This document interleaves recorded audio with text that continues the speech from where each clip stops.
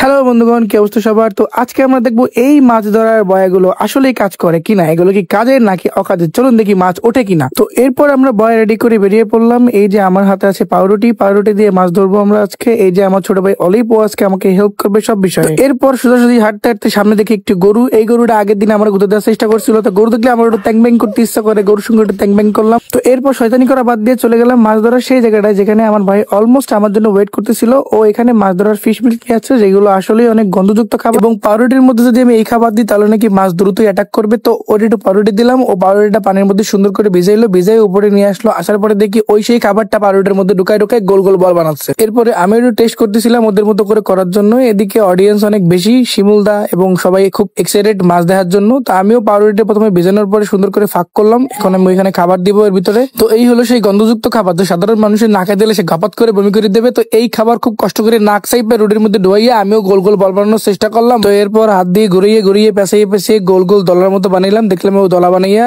বসির মধ্যে ঢুকাই দিল। এরপর আমিও সুন্দর করে দলা বানাইলাম এবং বসির মধ্যে ঢুকাই দিলাম। তো ও বলতেছিল বাবার করে যে এই জিনিসটা মাছে নাকি খুব বেশি বেশি করে খাইতে পছন্দ করে। তো এইবার আমাদের এটাকে পুকুরে ছাড়ার পালা, কিন্তু এটাকে একটু ভারী করতে হবে ইট দিয়ে। তো ইট দেওয়ার পরে সুন্দর করে মুখটা আটকাই দিলাম যাতে করে মাছ বাড়ি দিয়ে বেরিয়ে না পারে। তো ইট দিয়ে দেওয়ার ফলে জিনিসটা ডুববে ভালো, মাছটা ঢুকবে ভালো ভিতরে। এরপর আমরা আস্তে করে ছেড়ে দিলাম এটার পুকুরের মধ্যে। তা পুকুরের সাইডে ফেলাইলাম, কারণ এটা একটা জলা পুকুর, সব ধরনের মাছ পানি এখানে ঢুকতে পারে, বেরিয়ে পারে। দূরে ফেলাইলে টাইনে নিতে সমস্যা হবে, এই জন্য আমরা খুব কাছে ফেলাইলাম। কাছে ফেলাইলে মাছ দ্রুত বাঁধবে এবং টাইনে উঠতে পারবো। তো এরপর আমরা গেলাম সাইডের একটি দূরের পুষ্কুনির মধ্যে। পুষ্কুনির সাইডে নাকি অনেক মাছ আসে শুনলাম। তো মাছটা খাবার দিয়ে দিয়ে মাছ আইছে। এরপর আমরা ইট ডুয়াইলাম বড় একটা। এরপরে খাবার দলা দলা বানাইতেছি সুন্দর করে, এবং দলা বানানোর পরে খাবারটিকে আমরা ভিতরে ঢুকাই দিলাম যাতে সুন্দর করে মাছটা আসতে পারে, এবং বেশি বেশি করে ফিশ মিল্ক মানে যেটা গন্ধযুক্ত খাবার বেশি বেশি করে দিয়া জিনিসটা সিল করে আটকাই দিলাম। এখন আমরা এটাকে সারিয়ে দেবো, কিন্তু তার আগে চেক করতে হবে সুন্দর করে ডাইনে ভাই সবকিছু ঠিকঠাক মতো আছে কিনা।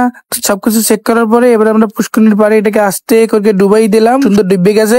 আমরা এখানে দেখতে আসছি সুন্দর করে বাঙ্গি থই যাবো, দেখতে আসছি যেখানে মাছ ঘা হইতেছে, মাছ উঠবে। এখন বিকেলের অপেক্ষা, বিকেল পর্যন্ত ওয়েট করতে হবে। তো এখানে শুনতে পেলাম শ্যামলী নাকি মাছ ধরতে আছে। ও শ্যামলী মানে আমার বড় ভাই শ্যামলী, সে নাকি মাছ ধরতে আছে বসিয়ে দিয়া। তো আমি একটু ডিস্টার্ব করবো ওরে, একখানে আদলা লইয়েছি, সুপ সুপ করে যাইয়া আস্তে করিয়া পিছন দিয়ে যাইয়া ঢিলটা মারিয়ে দেবো। ঠিক যখন মাছটা উড়াইবে ঠিক তার আগে এবার দেখতেছি মাছটা উড়াবে উড়াবে টাইনে মারিয়ে দিলাম, কিন্তু যে শ্যামলী উড়ে এলো। ওর আবার মাছের রাশি ভালো, মাছের ভালো পায় বেশি, কিন্তু আমার আবার রাশি ভালো না। তো আমার রাশি ভালো না খারাপ তাই দেখার জন্য আমি একটু মাছ ধরার চেষ্টা করলাম ওর বড়শিটি নিয়ে। এই যে আমরা বড়শি নিয়ে রেডি, এখন মাছ ধরবো আমরা এখানে বসে। তো যথারীতি আমার একটু ধৈর্য শক্তি কম, এই যে মাছ ধরতে বসি। মাছ ধরার জন্য নাকি প্রচন্ড ধৈর্যের প্রয়োজন, তো আমার তো ধৈর্য মোটেও নাই।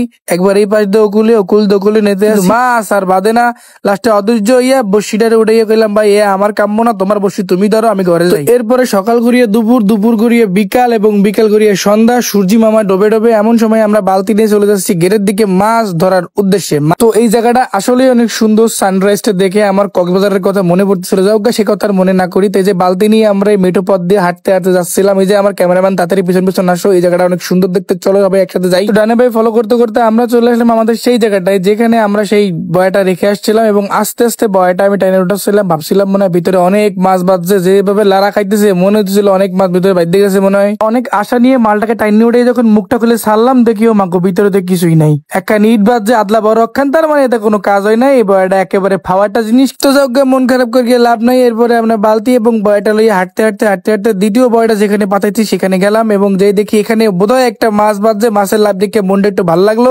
এরপরে আমরা ডালে দিলাম সেই জিনিসটাকে নিচে, এবং দেখতে পেলাম ছোট্ট একটা তেলাপিয়া এবং সুনোপুটি একটা মাছ বেঁধেছে তাতে। যাওগা এই মাছ পেয়ে আমরা অনেক খুশি যে অন্তত পক্ষে কিছু মাছ তো বাজছে, কাউ তো আর বাদে নাই। উঠে গিয়ে আরো বিশ্রিতেছিলাম যে আর কোনো মাছ বাজছে কিনা, তোমাদের আর একটা মাছ বাজছে ভিতরে ছোট একটা তেলাপিয়া। তো মোটামুটি মাছ বাজছে, মোটামুটি বয়টা একটু কাজ হয়, একদম যে কাজ হয় না তা না, কাজ কিন্তু হয়। যাওগা বাড়ির দিয়ে যে ভাবমাপ লইয়ে আইসি, যদি এই মাছ লইয়ে বাড়ি যাই সম্মান থাকবে না মনে হইয়া আমরা সুন্দর করে ঘুরে পুকুরে এখন ছাড়িয়ে দেবো, কিন্তু লাভ দিয়ে আগে থেকে বেশি বুঝে পড়ে গেল। বললো বুঝলাম না, যাওগা যেখানে গেছে গেছে, হাত পা ধুয়ে শেষমেশ একটা কথাই বুঝতে পারলাম, মাছ ধরার ক্ষেত্রে এই বয় আসলেই কোনো কাজের না। হেলাইয়া দে লাতি বলারে। ভিডিওটি ভালো লাগলে অবশ্যই সাবস্ক্রাইব, লাইক, কমেন্ট করে জানাবেন কেমন হলো। Thank you so much for watching. Tata, bye by.